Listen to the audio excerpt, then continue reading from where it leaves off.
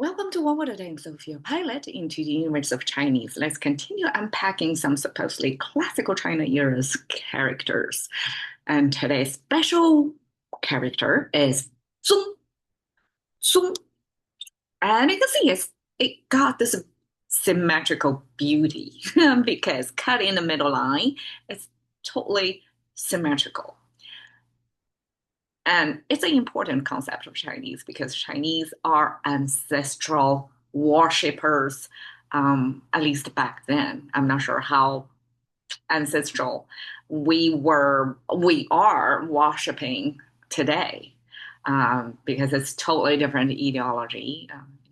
It's, we used to have family books, kind of record of the family names, record of your record of your blood lineage, who married whom, produced whom, and it's trackable for generations. So in older times, families used to have this clan, the head of the clan, or somebody who is like a archiver, uh, kept records of that family tree lineage, and then it was gone.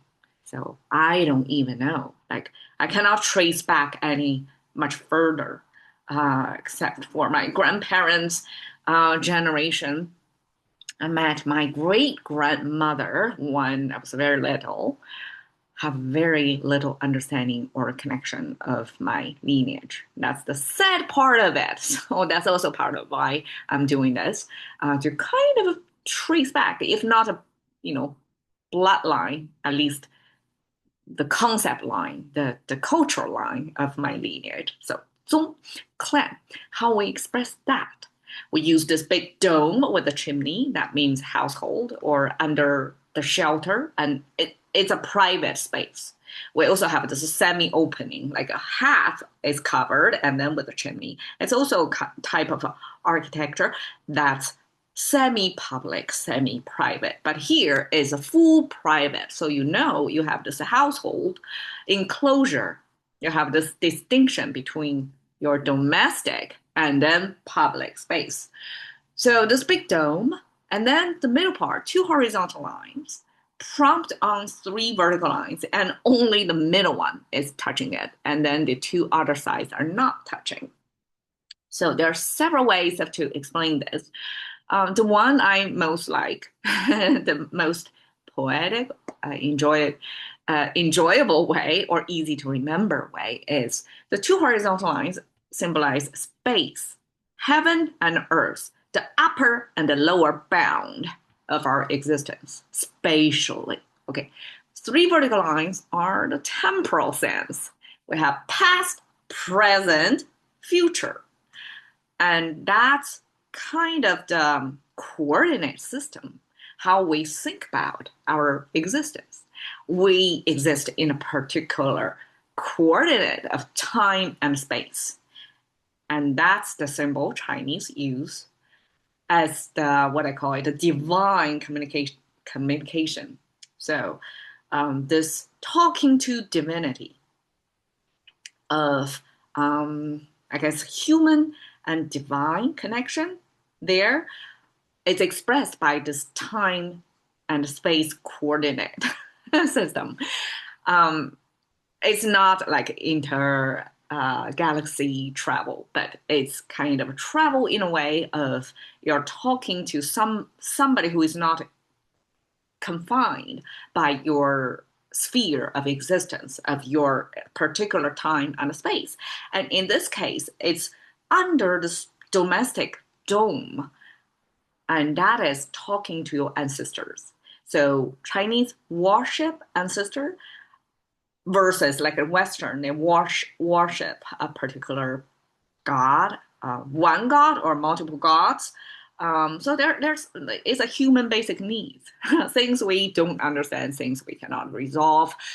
We have to pray and worship and to get sort of indication, or reading or guidance, that how to proceed next, so we don't go crazy ourselves, right? So this talking, this divinity in Chinese in this concept switched to talking to the beginner of your bloodline, your clan, the ancestor, people who already lived, who passed away, who supposedly have better wisdom because they have this, I guess, vantage point of time before you. Therefore, they probably know better how to proceed next. So this domestic worshipping, that's kind of talking to your ancestor, was a thing, probably still a thing among some households in southern part of China. I grew up from the northern, which is kind of a cleansed of any such ancient practice. But that's what this word means. It's a connection to the people who have been before you. Try to get inspiration and guidance from them. Okay, 祖宗together, ancestor and a clan. Okay, the difference according to the website, because I have to understand, like, okay, both of them kind of talks about the lineage of your bloodline, and especially the clan. Clan probably is people who share your last name. But who are the ancestor versus the clan? So ancestor is more like you're on a species level, like a Homo sapiens, or the species, not species, okay, the ancestors for everybody, for all the clans.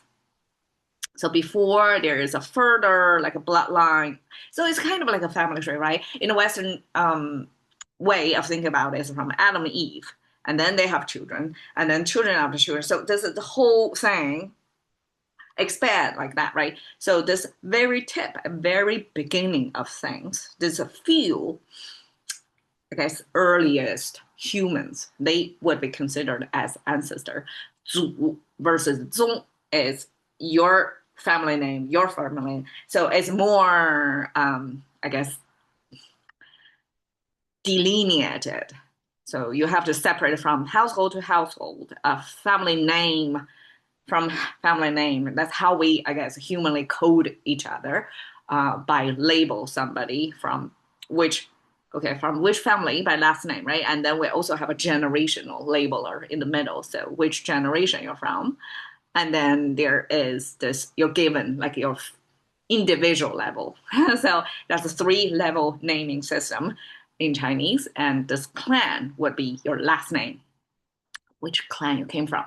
And the Chinese overseas may actually came from the same region, and they may even came from the same clan, and they help out each other. It's an extraordinary way to expand your network. If you're in that clan and people already came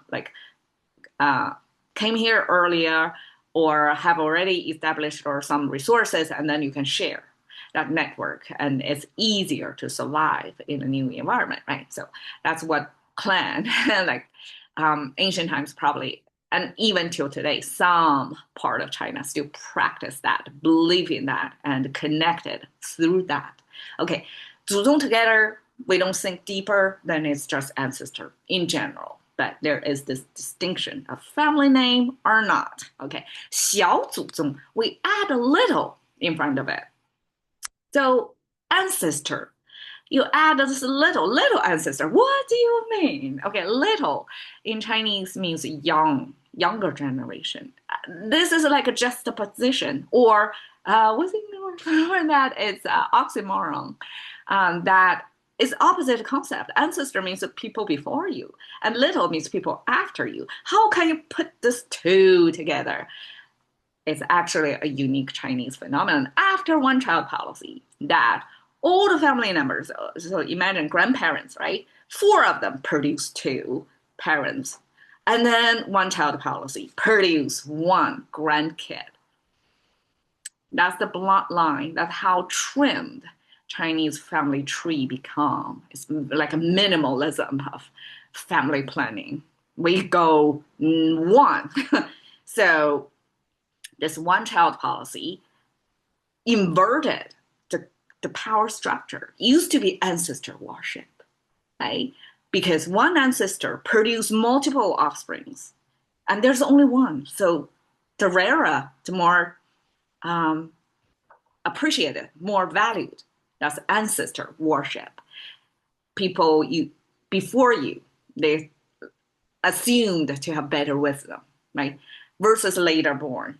But here, because later born is only one versus adults is like six versus one, there is this power inversion. And Chinese vocabulary adds this little to mean even if you're later latecomers, you're just a grandkid, but because we have only one of you, you're so precious. Like in a whole family tree, our whole bloodline passaging depend on this one individual. And that holds a lot of family expectations and weight. And that gives extraordinary power to this one grandkid. I grew up in this generation. I'm kind of like that, but I wasn't spoiled because I still have cousins. Even if I don't have siblings, I have cousins. So I'm not the only one in my generation.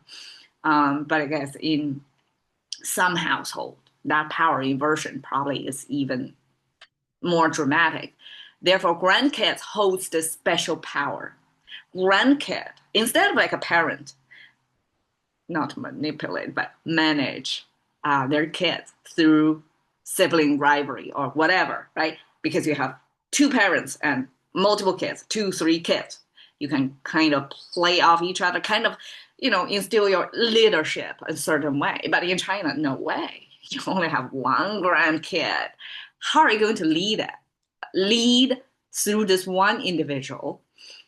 This one little kid can eventually actually manipulate back management of all the adults, make them compete to win your favor. Imagine that. That's why we coined the term of 小祖宗.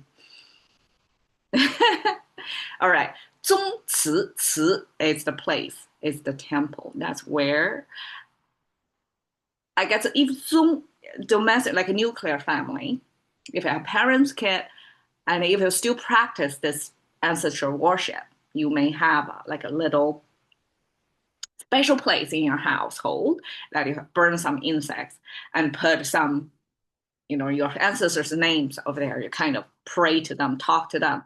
That's a individual household. But among the whole clan, which could be easily hundreds of people, if they maintain their clanhood well, people stick together, still identify a network. Like, depends on how tight people are woven into this, right? And they may have a temple, like a build, like the whole family pooled resources and build a temple so that you can talk to the whole clan's ancestor and in that particular temple. That's zongci.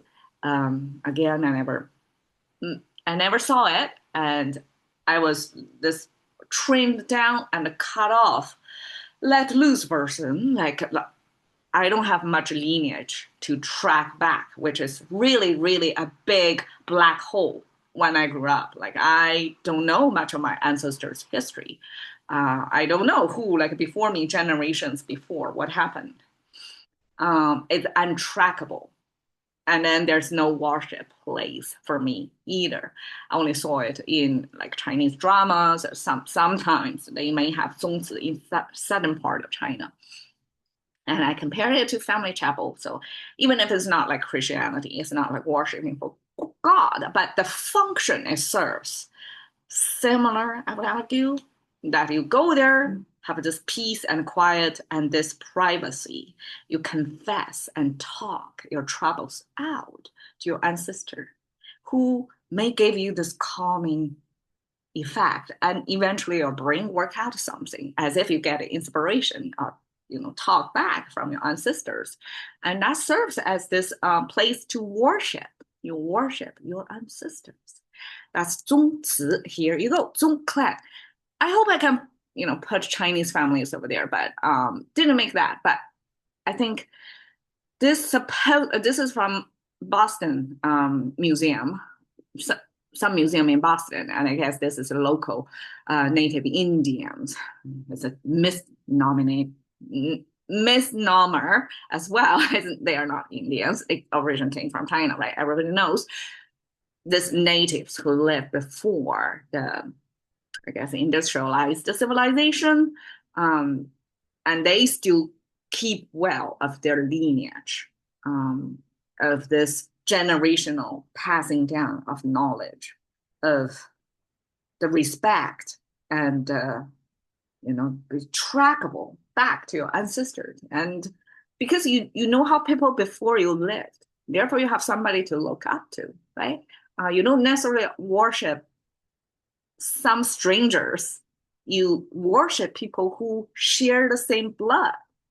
And isn't that more easily to inspire you? Because you have this sharing of genetic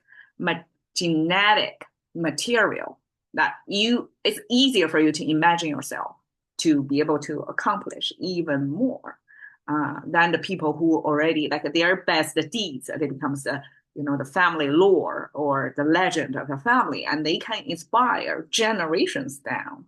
And I find that a beautiful thing. So there you go. So thank you for your time. See you another day.